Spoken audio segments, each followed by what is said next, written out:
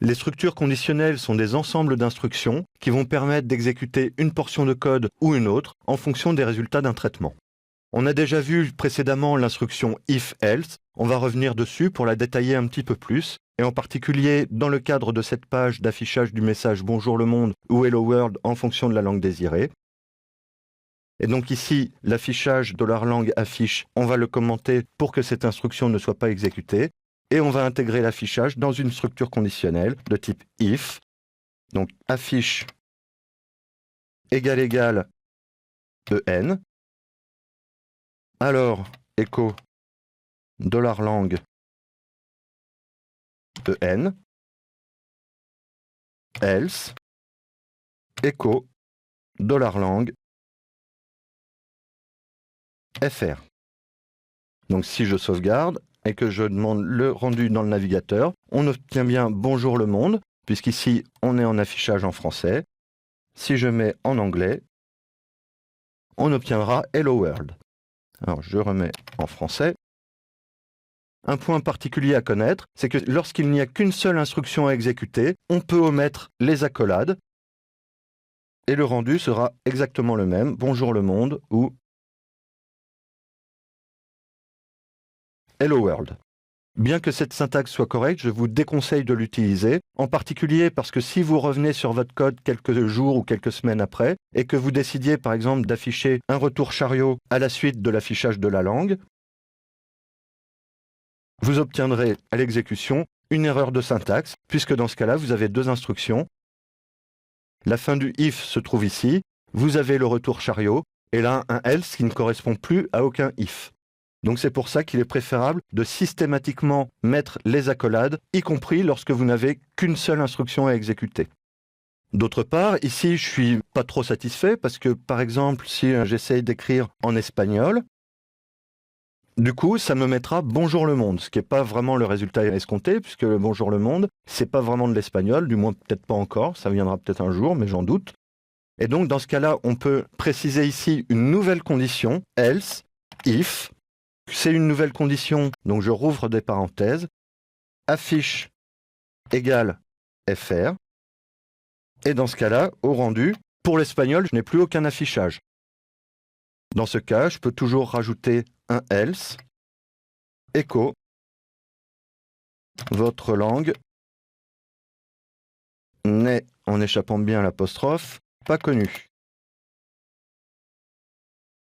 Et là, j'obtiens bien le résultat désiré. Et si je remets en français, voilà.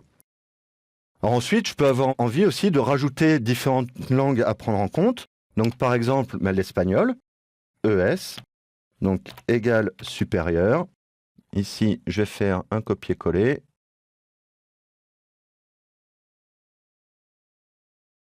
Et là, je vais mettre Hola Mundo. Alors, en espagnol, les phrases exclamatives commencent par un point d'exclamation inversé. C'est un caractère qu'on ne trouve pas sur le clavier français. On peut donc trouver ce qu'on appelle des alt-codes, qui sont des combinaisons de touches qui vont permettre de rendre disponibles certains caractères. Par exemple, ici, si j'appuie sur Alt puis 173 et que je relâche le Alt, on voit que le point d'exclamation inversé s'affiche. Donc c'est une petite astuce. Vous pouvez trouver sur Internet tout un tas de sites qui vous présentent les différents alt-codes en fonction des caractères que vous voulez afficher. Donc Hola Mundo. Et en allemand, DE. Et cette fois-ci, Hallo Welt. Donc si je sauvegarde et que je demande l'espagnol, on me dit toujours que ma langue n'est pas connue puisque je n'ai pas géré le cas au niveau de mes else. Donc là, je vais pouvoir rajouter un else if. Alors c'est une autre syntaxe, else if attaché. Et donc affiche est égal à ES. Et donc echo ES. Et un autre else if. DE. Donc là, je suis toujours en espagnol. Si je demande l'affichage, on m'affiche bien Hola Mundo et en allemand Hallo Welt. Alors maintenant, si je demande du canadien, CA, alors je ne suis pas tout à fait sûr de tous les codes de pays, donc vous m'excuserez s'il y en a qui sont un peu erronés. ça m'affiche votre langue n'est pas connue. En revanche, moi j'ai envie de dire que tous les Canadiens parlent français et uniquement français. Donc là, je vais pouvoir rajouter une condition. Si affiche est égal à FR ou affiche est égal à CA, dans ce cas-là, on affiche en français. Et ça me met bien bonjour le monde. On pourrait rajouter des conditions en fonction des pays dans tous les if que l'on trouve. Ça permet de prendre en compte autant de langues que l'on veut. Alors, une autre syntaxe qui est possible pour les if et les else if, c'est sans accolade, mais sous forme de label avec 2 points.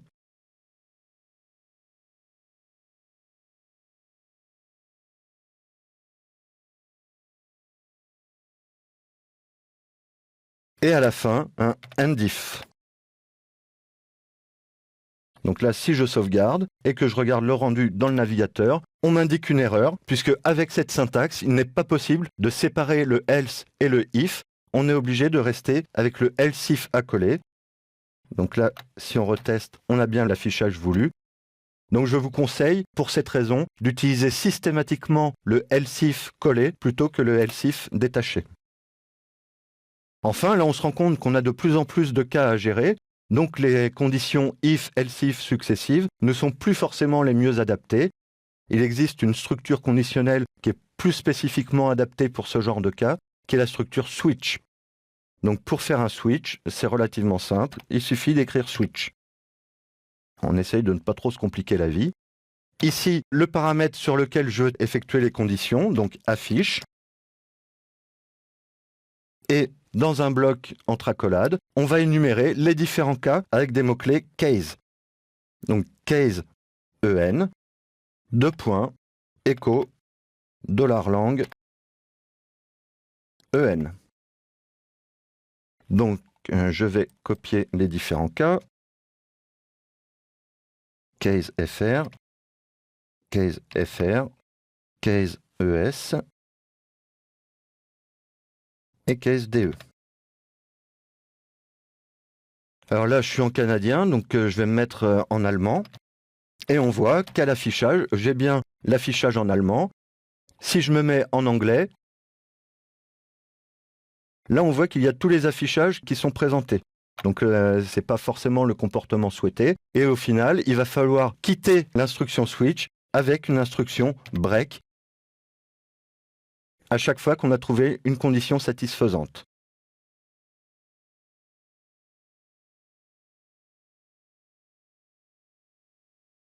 Et dans ce cas-là, j'ai bien le seul affichage en anglais qui est celui que j'ai demandé. La seule chose, c'est que ici, si je demande du canadien, eh bien, j'ai rien du tout, puisque c'est un cas qui n'est pas géré. Dans ce cas, on peut définir un cas par défaut, qui, comme par magie, s'appelle default. Et là, echo,